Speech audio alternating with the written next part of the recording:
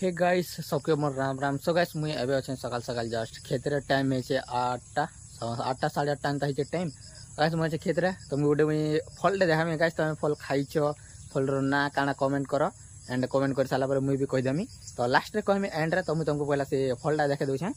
so guys इटा से फलटा जेना कि लहर माने इटा लह भाईसी एंड इधर रेंज गड़ा जासी हम देसी हिसाब रे रेंज कसन सुखा गछ के गाड़बा तोलर गोड़ा हेसी और गाइस इटा देखिनो से फलटा तो गैस इटा देखिना से फलटा पूरा मस्त अच्छे देखो चारि साइड पूरा कांटा है तुम देखिना जानी तो चारि साइड जेना कांटा है पूरा देख कांटा इटा कांटा भलिया अछि लेकिन इटा कोमलटा माने कोमलटा है बेसी हार्ड नहीं था लेकिन काटिकी ना खासन जेंता कि कोन पुटल हला कुंदरू हला इटा सेस टाइप रो एटा इते अलगा प्रकार लागसी लेकिन खाबार तार टेस्ट कहबा गेल अलगा अलगा लागसी लेकिन इटा के जो फल बरसन ककुड़ा इता रेट भी ज्यादा